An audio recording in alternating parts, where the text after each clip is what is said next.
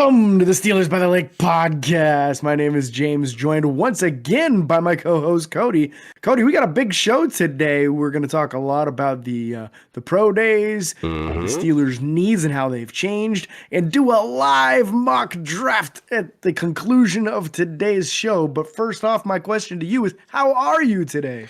Oh, James, I am fantastic. It's Saturday. It's the weekend. Picked up a second job, so I'm working that again tonight. But it's not bad. Real quick for you guys watching on YouTube or listening on any of the apps that you have for listening, whether it be Podbean or Apple iTunes, iHeartRadio, Spotify, whatever. Make sure you guys follow us on the social media. We want to get you guys connected. We're going to be posting a lot more, hopefully this upcoming season. We're working on all that stuff. But again, make sure you follow us on Facebook, Twitter, Instagram, TikTok, and YouTube, if you're not watching already on YouTube, at Steelers by the Lake. Can't wait to have you guys join our extended family throughout the multiverse of social media. Sorry, I'm in a big multiverse guy right now with Spider-Man and Doctor Strange, so I had to bring it up. Oh. Very cool, very cool. You want to get right after it here? We might as well, right? No Steelers by the Lake news today. We're going straight in.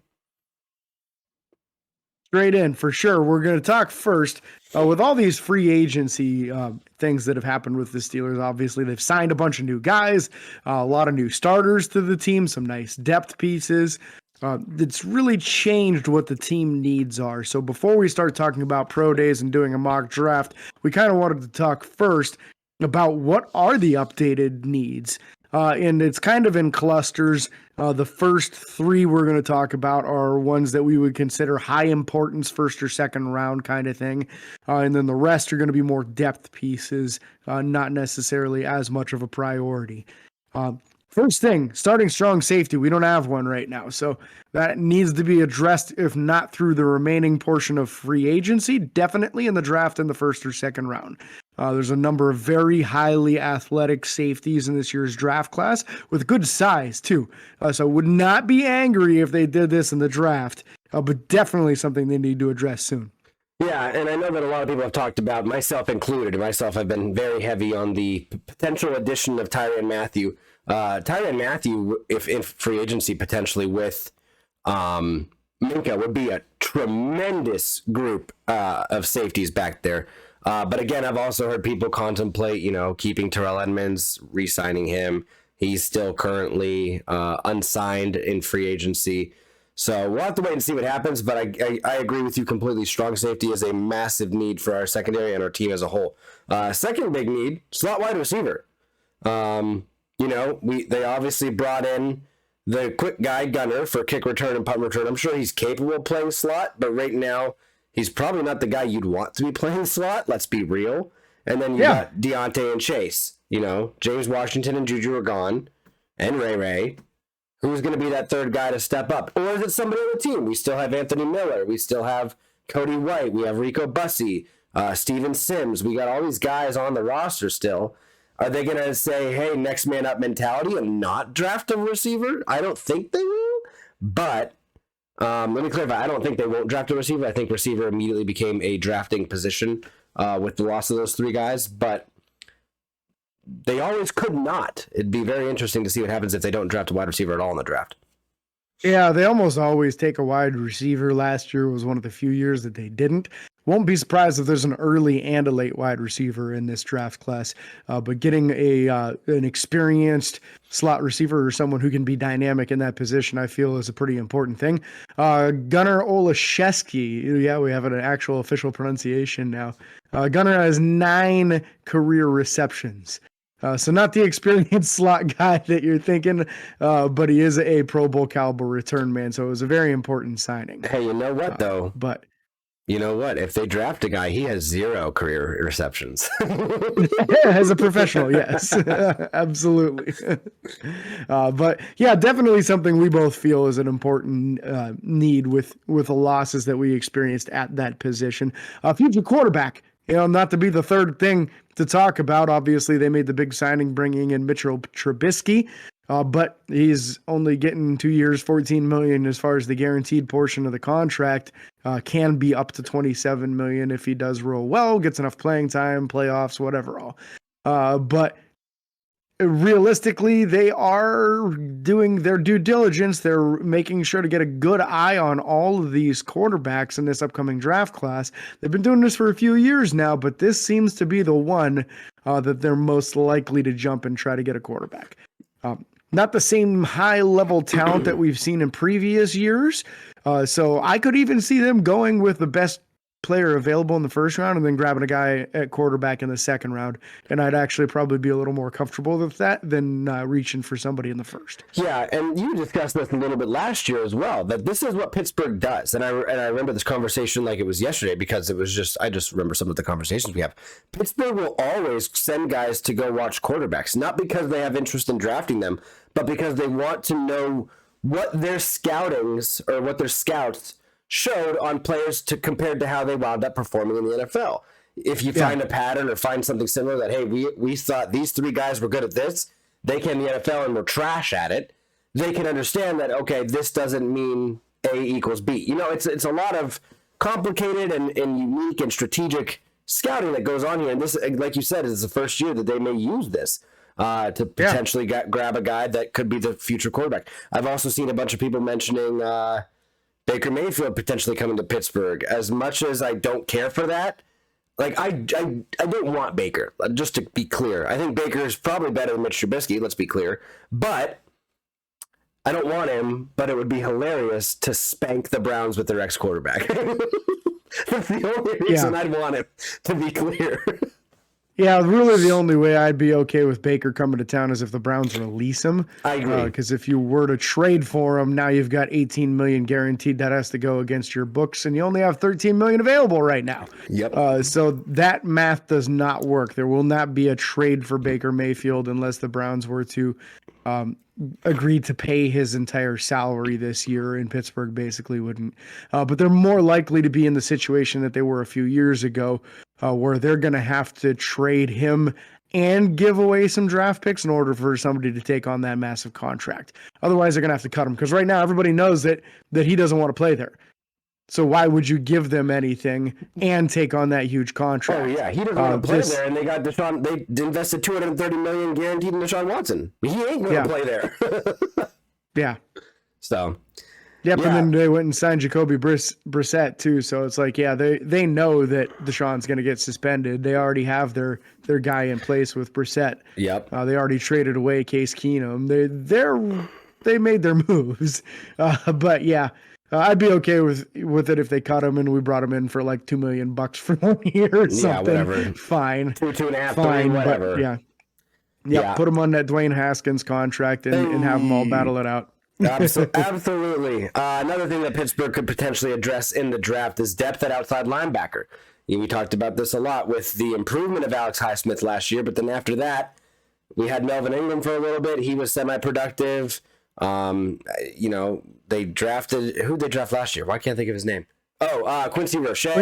Quincy Roche. He didn't really get a whole lot of playing time, and then once he did, later in the year, he didn't get greatness from him. You didn't get what you'd want to see out of a backup outside linebacker. Again, you want to get in the position where TJ Watt or Alex Highsmith can come off the field, and you got at least one, if not two guys that can come in on that off-play rotation, or two guys can come in for both of them and still apply pressure and still be able to hold the edge on the outside runs. All the things that you want to see greatness out of from your starters, you need to at least get average play out of those backup guys, or a little bit above average from the backup guys. And right now, I don't think they have that. It really in anybody. I think Quincy played well, but I don't think there's any outside linebacker that I'm like, I'm comfortable. I mean, even Derek Tuszka, came in and played fairly well, but depth on that outside linebacker position is a very big thing moving forward. But again, not as big as those first three, just to make that clear. Yeah, and I agree. We've got to get probably a higher quality number 3 outside linebacker. I don't want Pittsburgh addressing this in the first 2 rounds. I would maybe consider it in the 3rd, 4th round.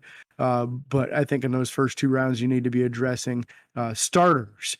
So I don't want to be looking at that because I don't think Alex Highsmith is somebody that needs to be benched. So upgrade over Derek Tuszka would be nice. Somebody that can also contribute on special teams would be nice.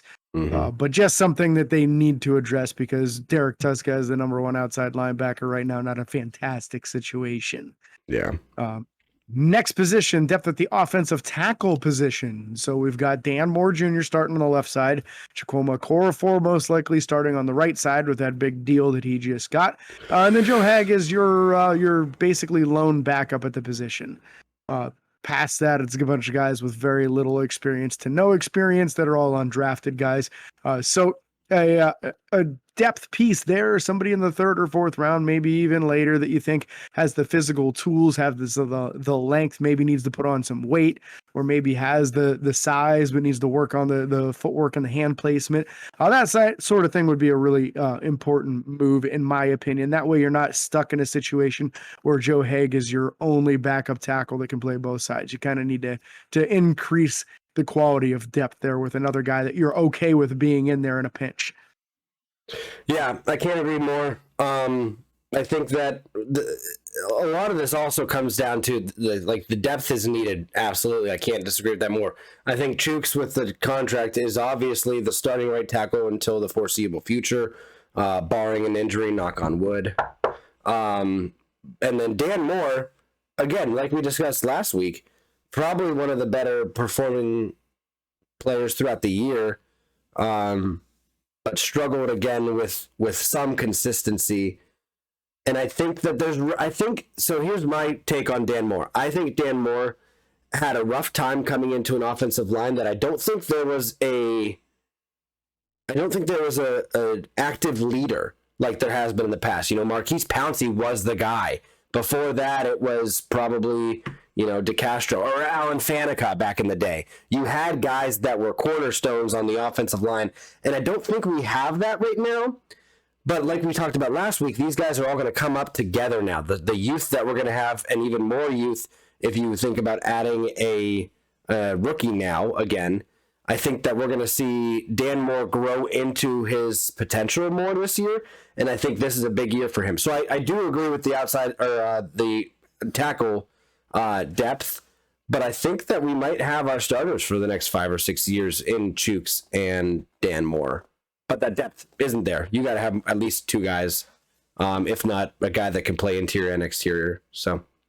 Yeah, I feel right now, and it's kind of weird for me to say this, but I feel almost more confident in Dan Moore than I do in Chikwuma Okorafor, because I feel like Dan got a lot better as the season went on, and Chooks has kind of been the same thing as he's been with Pittsburgh thus far, which is a pretty good pass blocker, but not a very good run blocker. So if we're going to improve the running game, you really need all the guys on the offensive line to be at least good or better than average run blockers. So if he can't improve that aspect of his game, man, I would be really open to the idea of bringing in somebody a little better caliber there. Yep. Middle linebacker position. The starters we feel are set in stone basically now, with the addition at middle linebacker and then Devin Bush alongside him.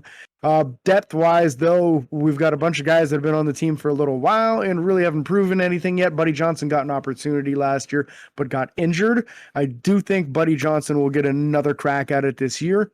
But when you start talking about the other backup middle linebackers, your Robert Spillane, your Ulysses Gilbert III, your Marcus Allen, the best of that bunch is probably Spillane, and the other ones just really haven't shown enough yet to be confident in them. And I don't know if any of them are guys that you're sure are going to be that next future starter with Miles Jack. We don't know what we've got with Devin Bush. We've seen extreme highs in his rookie year, and then an injury early in his second year, and the last year being his third year. He just wasn't 100% yet, and you could tell that. So I wouldn't be surprised if Pittsburgh were to go middle linebacker again in this year's draft, as high as the third round, just because you want to try to get somebody with the right size and length that can have a chance of fighting off an offensive lineman. But again, don't want to address in the first or second round unless there's an elite guy that falls, and then okay, go for it. But I don't know that there is that elite guy that you would consider taking at number 20 this year. Yeah, I agree. I haven't seen anybody that stuck out that be like, maybe if someone falls to the pick in the second round, maybe. But don't see anybody. I don't see any possible way we draft a middle linebacker at number 20.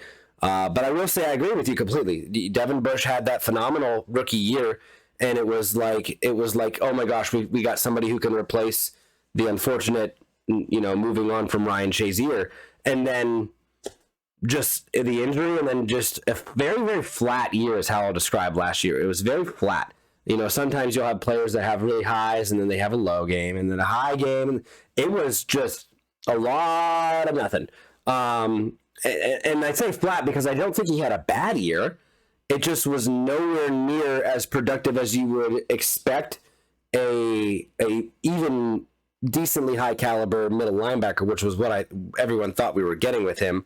And especially being the number one in a 3-4 system, or excuse me, a 4-3 system, which is what Pittsburgh runs, 4 linebackers, 3 down linemen for the most part. 3-4, yeah. 3-4. I said it backwards. Yeah. I said it right the first time. Yeah, you did. My brain's not working today. You have to have at least one very high caliber middle linebacker and someone to kind of complement them, which it may turn out to be that Miles Jack is the high caliber one, and Devin Bush has to try and complement him now. Miles Jack has the chance to prove that he's an elite guy right now, and we got an amazing deal for him. And then I agree, Robert Spillane being the number one true backup has had his moments. He's had his Derrick Henry meeting the gap moment. He's had the potential when Devin Bush went down last year. He played very well. He had a pick 6 against Lamar Jackson. I mean, he's had very high moments. Yeah. It's just the consistency. Yeah, so I'm really excited to see what happens. Again, I think middle linebacker it only needs to be addressed because of the names of Marcus Allen, Ulysses Gilbert III. Those guys have been on the team for how long? Marcus Allen being the converted safety to middle linebacker, you lose some size there. He's not going to beat the one-on-ones in the hole like you'd want from a middle linebacker. I think they need to move on at some point, and I do hope that middle linebacker is addressed in the draft and not as an undrafted guy. I don't think you're going to improve on anything with an undrafted guy in this scenario. I agree with you completely. Yeah. Next position we're looking at in the draft class is a cornerback position. This is the guys covering the wide receivers, of course, and specifically a highly athletic one. It doesn't do you any good to bring in another guy that runs a 4.5, 4.55, 4.6 40-yard dash. It needs to be a guy with some elite speed. And the reason I say this is because more and more of these wide receivers in the NFL are not 4.4 40 guys, they're 4.3 40 guys. And if all your guys can't cover someone and can't run with someone that fast, which we saw happen a couple times last year, that really presents a problem. So we really need to figure that out and try to get somebody. Corner is a position that I would actually be okay with Pittsburgh addressing in the first or second round. So maybe I should have lumped that up with those positions there. But my biggest thing is that if they do take a corner, and I do want to see them do that, it needs to be one with some speed. Because I just am not interested in a guy that's another middle of the run athlete. At that position, we need another guy that's got some serious speed. Yeah, I think an athletic corner would be huge for Pittsburgh moving forward. You think about the great Pittsburgh Steelers teams. You think about Rod Woodson. I don't even think in the last 2 Super Bowls that we've won, I don't think we had a super high athletic guy. But I think Ike Taylor. Ike Taylor was a 4.2 40 guy. Okay, so Ike Taylor. But I also think we might have had better safety play in those Super Bowls. You think of, I believe Ryan Clark was on the last one. Troy Polamalu. So. The secondary as a whole needs to either be upgraded or needs to just perform better to, I think, get to the caliber type defense and team to make another Super Bowl run. So I can't agree with you more with the athletic quarterback, especially when you look at the league now. You got teams like Miami that now have 2 guys in the 4.35 or faster. I think I don't remember what Waddle was, but now with Tyreek Hill there. We don't have anyone to cover either one of them right now. You got to at least try to cover one so you can double team the other one. So yeah, I'm right there with you. I think cornerback is very high need. I would hate to see us draft a fast guy late just because he's fast. I'd like to get someone who's also athletic and was capable enough to be, first, second, or third round draft pick. I think if you draft later than that, you're not getting a big enough upgrade for that specifically. That's my personal opinion. I could be wrong. There's always guys that get drafted in the 6th and 7th and show up and show out. So we'll have to wait and see what happens. The next two positions I'm going to kind of lump together because they're both kind of just positions that we could use upgrades for. I was going to do the same thing if you weren't going to. Perfect. So the next two being center and D-line. Center specifically, we have Kendrick Green. We just brought in Mason Cole.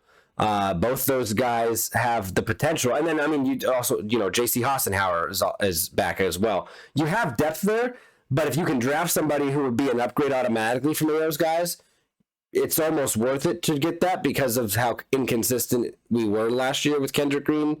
Hassenauer came in and played well at the end of the year. We talked about that a little bit. But I think an upgrade at center would be great. And then an upgrade at D-line. Again, you have Stephon Tuitt potentially coming back. You have Tyson Alualu potentially coming back. There's a couple of question marks on the defensive line that we're kind of waiting for. And, we got guys like Cam Hayward, who's obviously going to be there and perform well. We've seen that consistently. You got the guy from last year. You got James's guy, Henry Mondeau. And then he's on the outside looking in, to be fair. That's fair. And then you also have, I can't remember his stinking name now, the rookie from Isaiah Loudermilk. Yeah. But there is the potential, especially in the first round, just saying, to have a massive upgrade to the defensive line. I'll end it there. What do you have to say? Yeah, I think both of these positions are first or second round or don't bother. Yep. Maybe, I guess, in interior offensive line, maybe you could take someone later that might be an upgrade over Hassenauer. But again, that nowhere near as much of a priority. I think we're pretty deep at interior offensive line right now. But defensive line, if it isn't a first or second round guy, I don't think he'll even be good enough to make the team. So it's a short list for me with Jordan Davis, his teammate, the Wyatt, Perion Winfrey.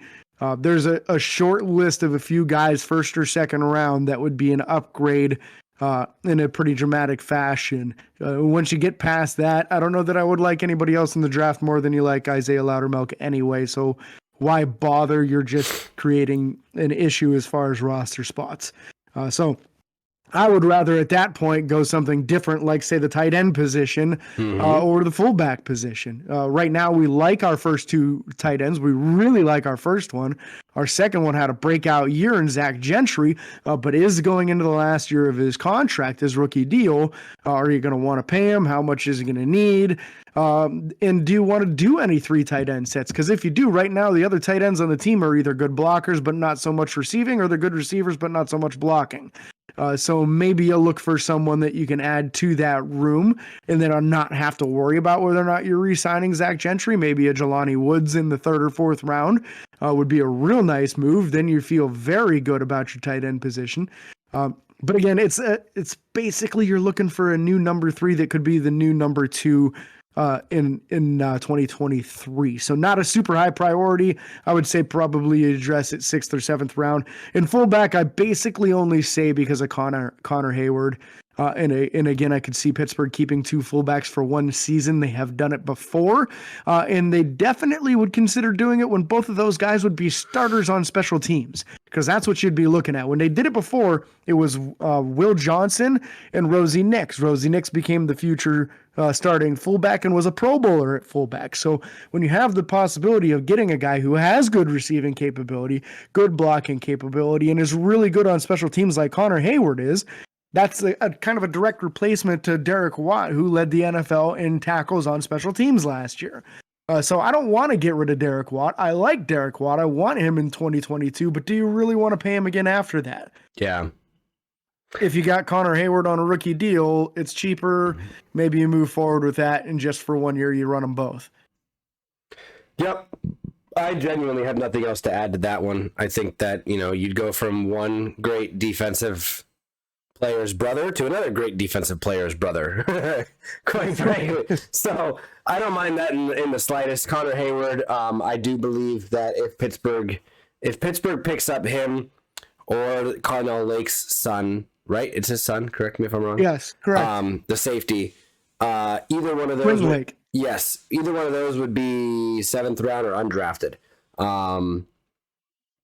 At the best, to clarify. So I'd be interested to see what happens there for sure. And then also, you talk about the fullback, you talk about the backfield, also running back depth. We haven't seen much out of Benny Snell. We haven't seen much out of the guy I think we just released. We talked about Jalen Samuels in the past few years. We talked about Kalen Ballage is an unrestricted free agent. I doubt they're going to bring him back in unless it's just for a veteran minimum deal. Anthony McFarland, we've seen nothing from him yet. Unfortunately, injuries have really plagued him so far. So I could see them taking somebody late, like a Pierre Strong or something like that. I don't know. Why not? Why not? What would you do if they drafted Carson and Pierre? Dude, it's a corner too. There's a corner with the last name Strong this year too. I'm just saying. Oh my gosh. Let's bring some Strongs to Pittsburgh where they belong. Oh, here we go. All right. So with that, that's going to be the end of the topics as far as specific player needs after free agency, or at least the beginning of free agency. Now we're going to talk specifically about the pro days, because that's important. And James has like a unique fact about that specifically as well. Yeah, this is via Alex Kozora of Steelers Depot. The Pittsburgh Steelers have not drafted a player in the first round, that the Steelers have not been to the pro day with both their head coach and general manager since 2010. That player was Ziggy Hood, who was kind of an okay starter, but never a real productive one, never a Pro Bowler, and was not renewed on a new contract after his rookie deal ran out. So basically, you can kind of follow the Blues clues of if Colbert and Mike Tomlin are there, then the higher round potential caliber guys on that current college team are people that Pittsburgh's probably highly considering as a first round pick. And then any other guys they're definitely looking at from that roster as well. So we're going to go over anyone that's really notable. There's a huge list here, and I'm not going to waste you guys' time on schools like, say, the first one, Northwestern. They had an area scout there. I don't know any of these prospects. We're not going to talk about that. Nope. Miami of Ohio, no big deal. Wisconsin on March 9th. They sent area scout Dave Pettit. This is where you actually have some names that are going to sound familiar to some people. Linebacker Leo Chenal is a very athletic middle linebacker. Jack Sanborn, a big name. He had a lot of tackles as a middle linebacker. And tight end Jake Ferguson. So all those guys are going to be potential targets mid to late rounds as far as Pittsburgh. Oklahoma's got a really key guy there, Cody, but it looks like they're not looking at him in the first round. You notice that first name on the list? I did notice that first name on the list. You talking about Perrion? Yes, Perrion Winfrey. So Pittsburgh sent area scout Kelvin Fisher there, which means they're interested in these group, but did not send their top-notch dudes. Again, you're going to have some conflicts as far as you can't have your head coach and your general manager at the same place as two different places on the same day. Doesn't work that way. Yep. But Perrion Winfrey is somebody I think that would be an amazing addition. A lot of people have outside linebacker Nick Bonito in the second or third round. And then there's some other guys there as well. But those are going to be your notable names from that team. Next team probably we're talking about Arkansas, where area scout Mark Gorsak was at. You might notice the name Mark Gorsak from the 40-yard dash at the NFL Combine. He's been running it for like the last 15 years. The calming voice of the Pittsburgh Steelers, where he tries to get people to run their best 40. You just run fast because you are fast. That's what he always tells them. But at Arkansas, wide receiver Treylon Burks is the one that a lot of people are talking about there. Past that, the rest of the names don't really stick out to me all that much. Moving on to maybe a larger school here. Let's see what we can find. We're going to get to March 14th, Georgia Tech. There's a safety that we really loved in the East-West Shrine game there, Cody. Yeah, you remember Wanye Thomas blowing everybody up? Where at? Wanye Thomas out of Georgia Tech. We sent senior scout Rick Repreach there. Yeah. Yes. Yeah, he was the one that kept on making all those bone-crushing hits and stopping people just short of the first down and keeping them out of the end zone. So he's definitely on Pittsburgh's radar. This is a strong safety that would probably not be first round, probably a third round or later kind of guy. And if you didn't get your future starter in free agency squared away beforehand, This is somebody I wouldn't be disappointed with running the black and gold.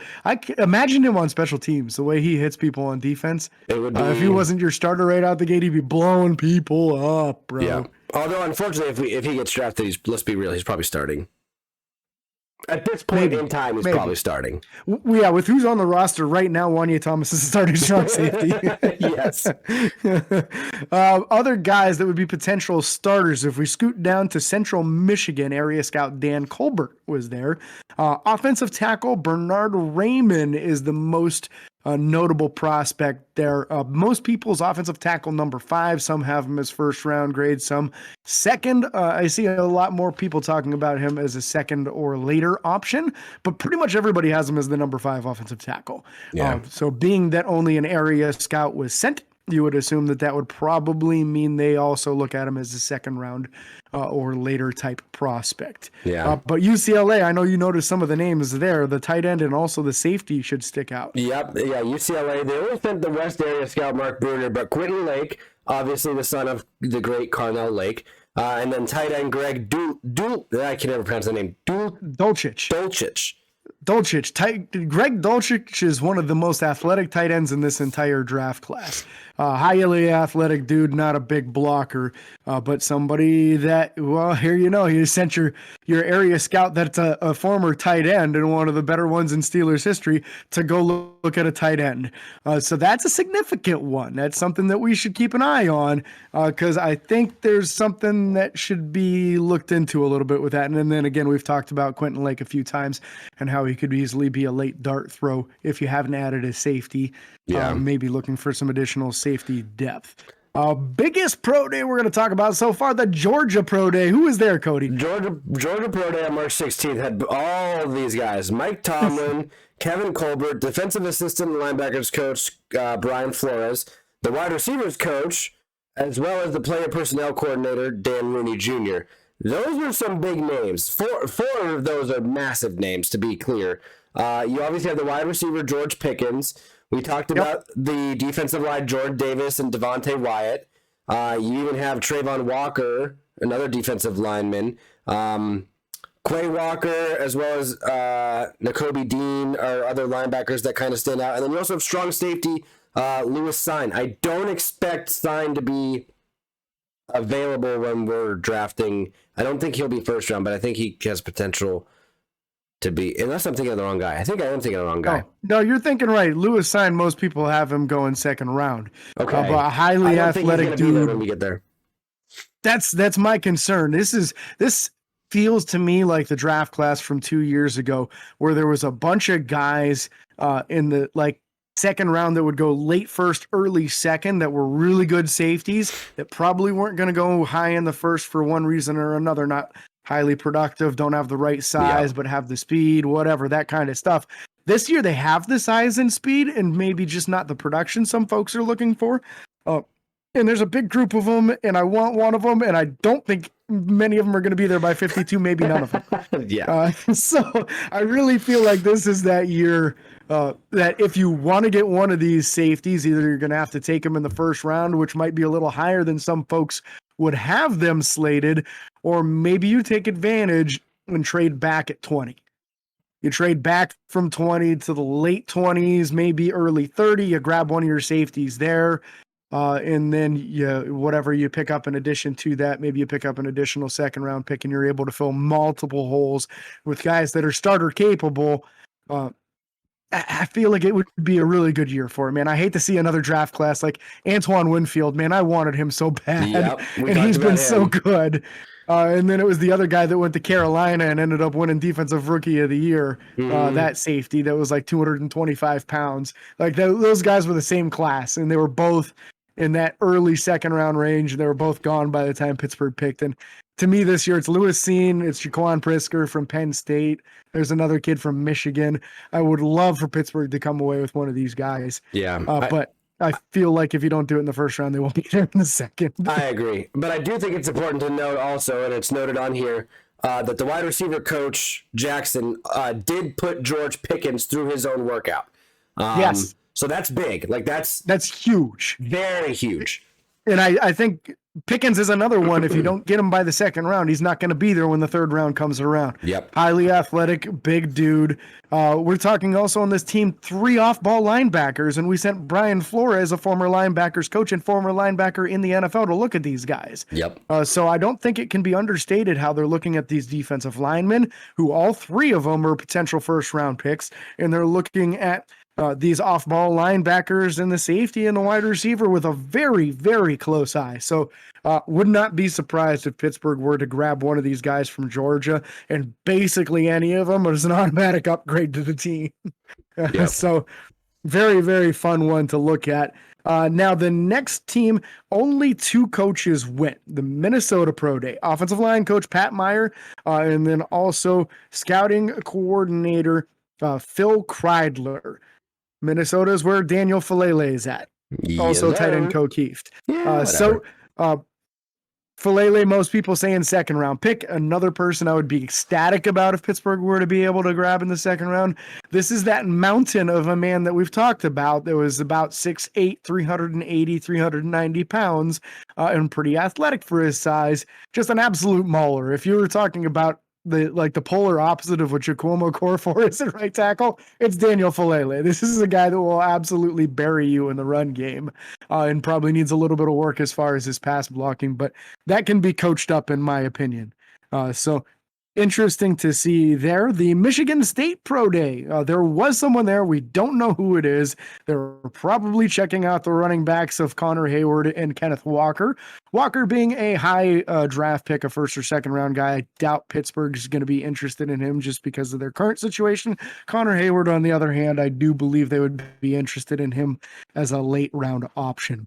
March 17th, Cody, the very next day, head coach Mike Tomlin and Kevin Colbert and Brian Flores and wide receiver coach Frisman Jackson again all went to Clemson. So that means we're looking at both the cornerback Andrew Booth Jr., who's a first-round possibility, and the wide receiver Justin Ross, who's another high-round kind of guy. And again, Frisman Jackson put Ross through his workout. So both him and Pickens should be very squarely in your bullseye of people you should be doing mock drafts on. If you're thinking about a wide receiver in the second round, I would highly consider both of those gentlemen for sure. Yeah. What do we got here? What's our next school we should be talking about? We can talk about South Carolina State, I think. Just briefly. Senior scout Rick Raprish, whatever went there. Rick Raprish. Quarterback Kobe Durant has been on a couple headlines that I've seen. I don't think he's going to be a high draft pick, but Kobe Durant has been a name that I've seen circulating recently. I don't know specific details about him specifically, but it is a name that I've seen come up multiple times in things that I've read and things that have stuck out to me. So I don't know as far as specific stats for him or anything like that. I don't know if he ran in the combine or what the pro day numbers were or anything like that. And I can find that at some point. But very interesting to see what happened there. And I'm actually going to pull it up right now, just because I'm curious to see what his pro day results were. How big is this guy? Is this a larger guy, a smaller guy?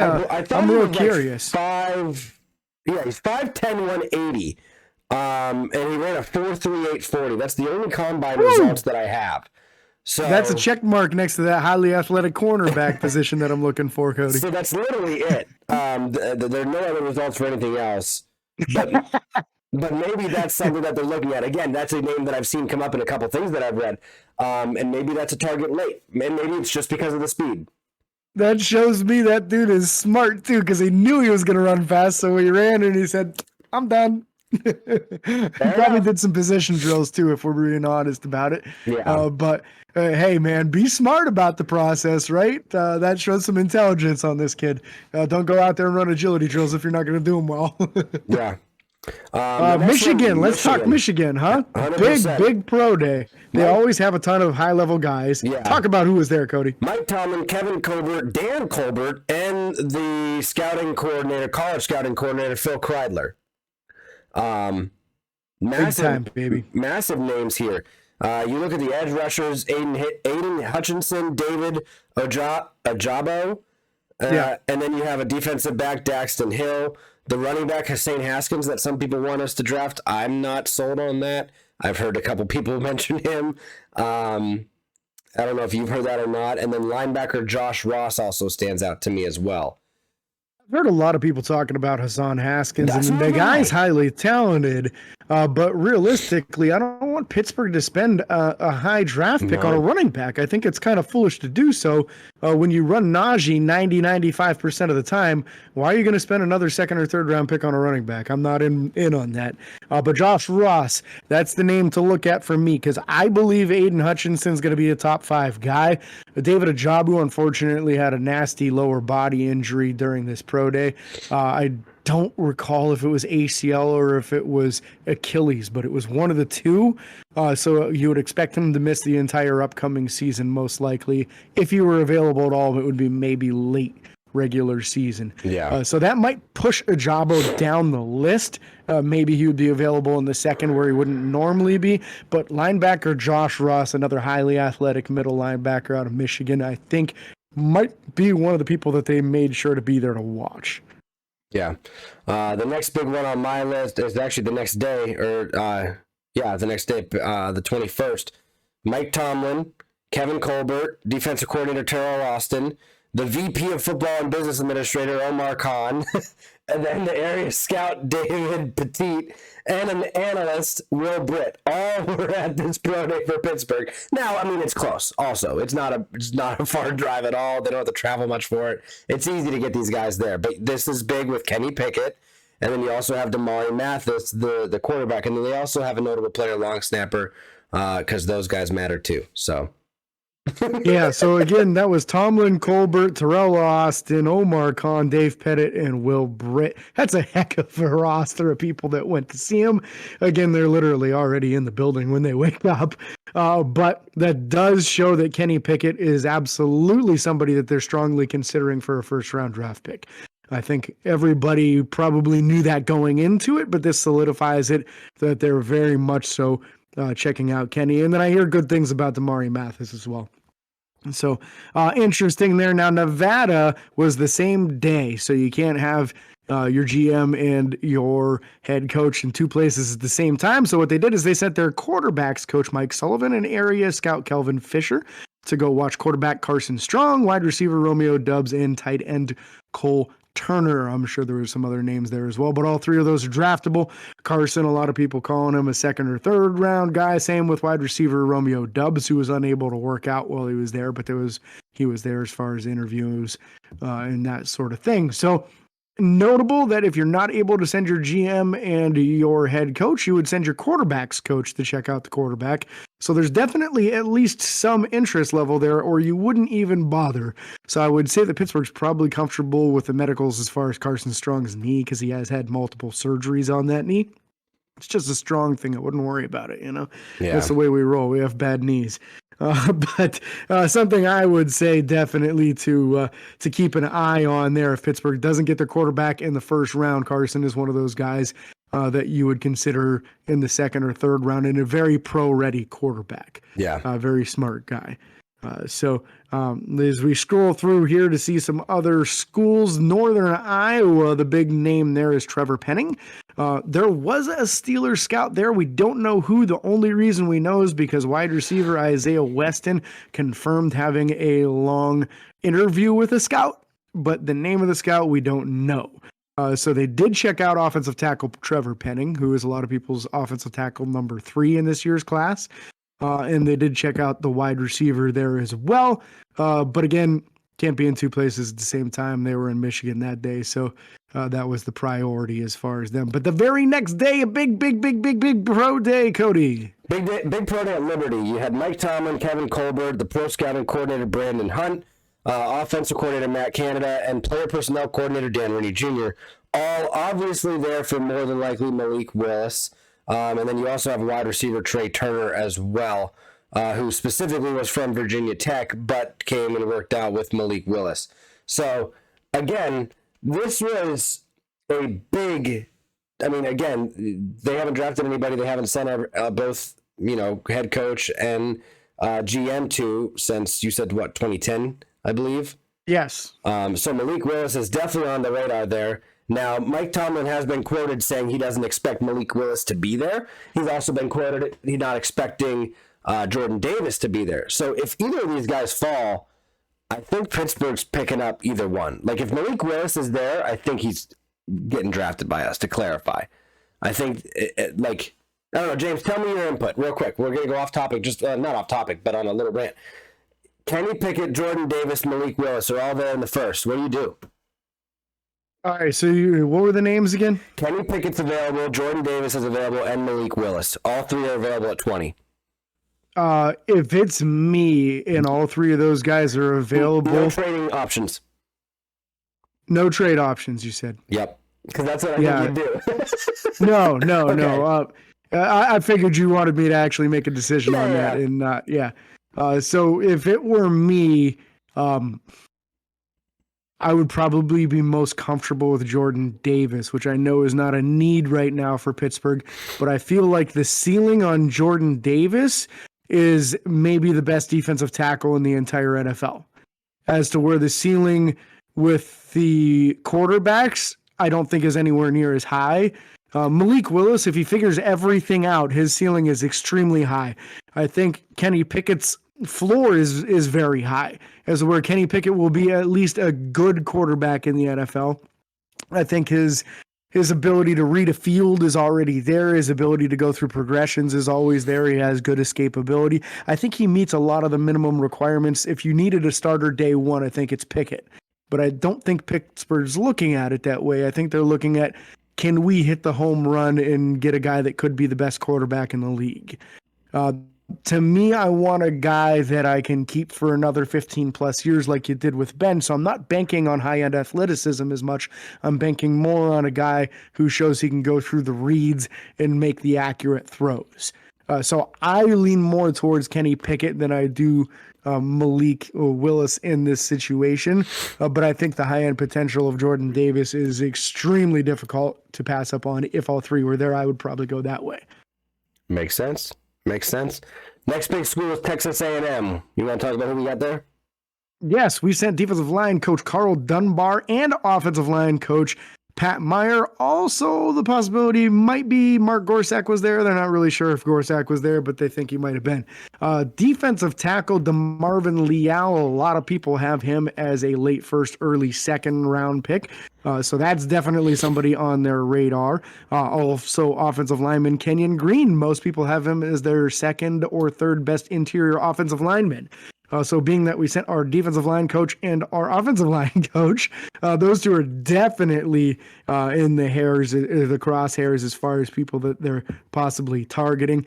Running back Isaiah Spiller, a lot of people's number one running back in this draft. Again, I don't see Pittsburgh going that direction. So those are the guys to really keep an eye on from this group, DeMarvin Leal and Kenyon Green as possible draft picks in that second round slot, I would say. Yeah. I don't know if you want to talk about any of the other smaller schools that are next.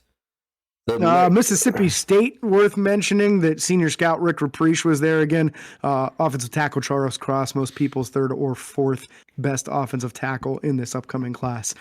So somebody they're looking at. Again, you can't have everybody at the same place on the same day. It doesn't work that way.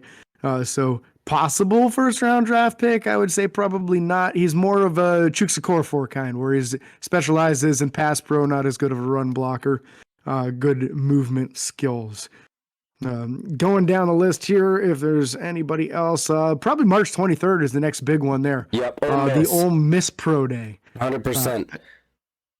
Mike Tomlin, obviously. Just kidding. Mike Tomlin, Kevin Colbert, Brandon Hunt, again, Matt Canada, Dan Rooney Jr., and Rick Rapriche, all were there for this. You have quarterback Matt Corral. You have a wide receiver, Dontario Drummond. The edge rusher that I talked about in the previous episode of the podcast, Sam Williams, who I was fairly interested in. And then you have a couple other guys. Snoop Connor. If you combine Snoop Dogg and James Conner, you got Snoop Connor. There he is. He's running. Yeah. I mean, how could you not be interested in a guy named Snoop? That's for sure. I know. Yeah, obviously, with a little teasing here from our part, Matt Corral, the big name here. 100%. I did get to watch one game of Ole Miss live this year, and it happened to be Ole Miss versus Liberty, which put Malik Willis versus Matt Corral. The game did not go well for Malik Willis, which did jade me a little bit in his corner. And it went amazing for Matt Corral. The guy threw for like 400 plus yards and like 4 plus touchdowns, as where Malik Willis, I think, threw for 5 interceptions in that game. So it was a rough game for Malik, but his team was drastically outclassed, and you could tell. So Matt Corral, somebody that you should have on your radar, is still being a possibility for Pittsburgh in the first round at the quarterback position. If both Malik Willis and Kenny Pickett are gone by the time Pittsburgh picks at number 20, there's a real possibility that they're looking at Matt Corral as another guy there. There's another one that we're going to talk about soon here when we get to that Cincinnati Pro Day. Did we talk to Cincinnati one already? No, Cincinnati's coming up still. Yeah. So there's still one more quarterback that they're definitely checking out there. But that's the big name there is going to be Matt Corral for sure. And then Sam, keep an eye on your boy Sam Williams. You never know. Virginia, one of your draft crushes here, Cody. Jelani Woods, tight end. We talked about him from, I believe, the East-West Shrine Bowl. Yeah. Jelani Woods. There's also a safety there, Joey Blount. But again, Jelani Woods is the man we're focusing on there, I'm sure. Jelani Woods is going to be tight end number 2, my guy. It's got to happen. It's got to happen. For Pittsburgh to add him, man. Great size and 6'6 plus. He's about 260 pounds. Ran his 40-yard dash in the low 4.6s, which is very fast for a guy that big. I think it was like 27 reps on the bench, too. So very strong. Just has all the measurables you're looking for when you're looking for a lump of clay kind of guy that you can develop. This is the kind of guy that you're looking for. So definitely something worth noting there. As we go to the Ohio State Pro Day, unfortunately for Ohio State, Pittsburgh only sent a couple of guys, which would have been wide receivers coach Blaine Stewart and area scout Dan Colbert. Obviously, the wide receiver coach being a notable name because both Garrett Wilson and Chris Olave are expected to be first-round picks at the wide receiver position. Mm-hmm. So if Pittsburgh were interested in those guys, they got a really good look. They also have a couple offensive tackles that people are expecting to be drafted, and Thayer Munford and Nicholas Petit-Frere. Running back Master Teague, again, I don't see Pittsburgh prioritizing running back. If you wanted a high-quality dude for backup, there you go. Master Teague would easily be somebody that you could add to that list. I'm really disappointed they didn't send anybody to the Yukon Pro Day, Cody, because I really liked Travis Jones. Yeah. He dominated in the Senior Bowl. Nobody could block him. He was just plowing through everybody except for Zion Johnson. So it's a shame, but we didn't send anybody, so it would be tough to see them drafting him. They do draft guys that they don't send scouts there. It does happen. It's just a lot more rare. So kind of doubt that one's going to happen, unfortunately. March 24th, we move on to the Penn State Pro Day, and they did send a decent number of guys to it. Yeah, they sent a lot. They sent defensive assistant linebackers coach Brian Flores, interior linebackers coach Jerry Osofsky, defensive backs coach Grady Brown, and the area scout Dave Petit. Let's go Petit. Petit. I like it. Stop. I suck at pronouncing names. It's okay. Let's go with Petit. It's probably Petit. Let's talk about these players. Yeah, there's a lot of linebackers here, which is probably why we sent so many linebackers coaches to go check them out. Brandon Smith, highly athletic middle linebacker who could probably play the edge for you a little. Jesse Lucada, not as highly athletic, but a very productive edge rusher who has played some middle linebacker. And then edge rusher Arnold Ebiketie, all highly thought of possibilities there. And then Ellis Brooks, not on this list that we're looking at, but he started at middle linebacker for Penn State. Also there, I want to say Ellis ran in like the 4.7s. So he had himself a decent pro day there as well. So you have 4 linebackers that are draftable kids coming out from Penn State this year. So of course they sent somebody to check them out. But with their DB coach there, that also put safety Jaquan Brisker, who I'm a big fan of personally. He had like 3 or 4 picks this last year. At least. And then cornerback Tariq Castro Fields, who has great length and speed. He check marks that highly athletic part. Both of those guys should be very much so targets for Pittsburgh. And honestly, if they got wide receiver Jahan Dotson, he would immediately be the best wide receiver on the team day one. Absolutely torched some teams this last year with less than stellar play at offensive line and even at quarterback sometimes. Dotson had games where he was receiving like 200, 250 plus yards and just touchdowns nonstop all year long. So a very, very dynamic player, some good speed from some of these guys. And then offensive tackle Rasheed Walker, expected to be a third round or later type pick. I'm not real big on offensive linemen from Penn State because they never seem to have any good ones. That's so I'd kind of rather not. That's fair. Next team going to be Cincinnati. Again, a large group of names here. You had Mike Tomlin, Kevin Colbert, Omar Khan, Mike Sullivan, the QB coach, Matt Canada, offense coordinator, Dan Colbert, and then also Brandon Hunt. This was probably the single most heavily attended pro day. I believe this was even more than Liberty. You have quarterback Desmond Ridder, who's a potential second-round draft pick. You have cornerback Sauce Gardner, who should be gone in the first 5 picks, let's be real. You have the other cornerback played opposite of him, Kobe Bryant, C-O-B-Y, not K-O-B-E to clarify. Safety Brian Cook, wide receiver Alec Pierce, and edge rusher Maji Sanders. Maji Sanders. Yeah. Whatever. Where's the A? Where's the A? It's the podcasts I listen to. I get a lot of the pronunciations from these podcasts. That's fair. But again, it helps. Desmond Ridder, potential second-round draft pick. Some people are saying Pittsburgh that's a steal of the draft. You never know. There's the quarterback options that could be there in the second round if you think of him and Carson Strong. But then the quarterbacks, Kobe Bryant, Sauce Gardner, either of those two guys are potential day one starters, in my opinion. Not necessarily both of them being number one guys, but whether starting in the nickel or starting outside, they're potential day ones. Also, wide receiver Alec Pierce, probably a second or third round dude. Great size, height, and speed. So that would check mark a bunch of options there for you as well. So some excellent prospects coming out. Both Sauce Gardner and Kobe Bryant would be nice additions to that cornerback room for sure. And Desmond Ridder's a nice combination of athleticism. He was a 4.50 flat 40-yard dash for a quarterback. That's very fast. Yeah. And good height. I want to say he's 6'3" and change. So don't overlook Desmond Ridder. Probably the other guy that could possibly be a first-round quarterback for Pittsburgh. And he kind of looks the part. Honestly, how in the world does Cincinnati end up in a situation where they're the number 4 team in the nation at the end of the year? It's because some of these guys are elite talents. So definitely something that Pittsburgh took a very, very close eye when they were checking these guys out.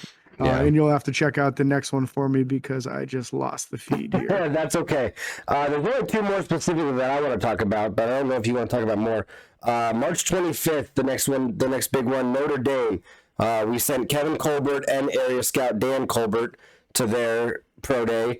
Safety Kyle Hamilton, running back Kyron Williams, quarterback Jack Cohen, and wide receiver Kevin Austin Jr. Those are the notable guys there. Again, all positions that we talked about, specifically safety and quarterback, that we talked about Pittsburgh having a high priority for, and then potential running back depth in Kyron Williams and Kevin Austin Jr., potential depth at wide receiver. Easily probably starting number 3 wide receiver if drafted. So again, these are guys that Pittsburgh could either draft early. I don't see Jack Cohen as an early draft pick. Maybe Kyle Hamilton. But again, those other guys could fall late 4 or 5 day 3 draft picks. So yeah, and Kyle Hamilton, safety number 1 on everybody's board. They've got him going top 5, worst case scenario, top 10 overall. Yeah. Just a big dude. He's like 6'4", 220. Nobody liked his 40-yard dash, but if you watched it, he was weaving left to right the whole way down. So he's a lot faster than that 4.59 time, and when you watch him play a game, he's a lot faster on the field than that too. My big one from this is actually quarterback Jack Cohn. And Jack, to me, is that guy that, at the East-West Shrine game, very accurate, very poised in the pocket, showed a little bit of athleticism, and very prototypical on the size. If Pittsburgh doesn't take a quarterback in the first, second, or even third round, Jack Cohn is the kind of guy I could see them bringing in as a later round prospect, possibly somebody who can get you through all the rookie mini camps, and maybe something that could be developed. If Pittsburgh doesn't take a stab in the first couple rounds, I'm comfortable with a guy like Jack as a possible prospect later on in the process. Boston College, the last one that I think is notable far as talking about up to this point. There's going to be more pro days in the future. We probably won't cover them as in depth as we are doing today. But area scout Dave Pettit is what we're going to call him. Was there for this one. Offensive lineman Zion Johnson, who I really wanted in the first round, so that totally takes him out, which is a bummer for me. Center Alec Lindstrom, more of a mid-round pick. Offensive tackle Tyler Vrabel, yes, the son of Mike Vrabel. And then there's a linebacker there, Isaiah Graham Mobley, that I really don't know anything about. I'm not going to lie to you. But that's 3 offensive linemen who would definitely be possible targets for the Steelers, and it appears to be second round or later as far as the target range for these gentlemen. Yeah, and just to give you some input on Isaiah Graham, he ran a 4.62 40. He's 6'1", 230 pounds with 32-inch arms. So, yeah, that's good athleticism, good size. What you'd like to see out of that. So again, that's gonna round up the pro days and going over that again. If you guys have anybody that you think Pittsburgh, you think they're gonna draft in the first round or anything like that, feel free to message us. Let us know. We'd love to talk about it on the show. I know we said we were going to do a live draft for you guys on the show, but in order to keep this kind of short and condensed for you guys, we're going to end the show now, and then we're going to actually wind up posting the live draft, the video version of that, to YouTube only. That way you guys can have the video of seeing us and talking through it, and you'll see us as we do the draft picks. You'll get to experience all of that. So if you guys, again, haven't, YouTube, look up Steelers by the Lake. Can't miss us. We'll be one of the first things that pop up. Make sure you subscribe, hit the bell, get the notifications. It's free to subscribe, doesn't cost you anything. And then let us know in the comments on YouTube what you guys think of the draft that we wind up doing. And we look forward to next time. So again, thank you so much for listening. Be sure to like and follow on Facebook, Twitter, Instagram, TikTok, and YouTube at Steelers by the Lake. And until next time, this is your host, James and Cody, signing off. Peace.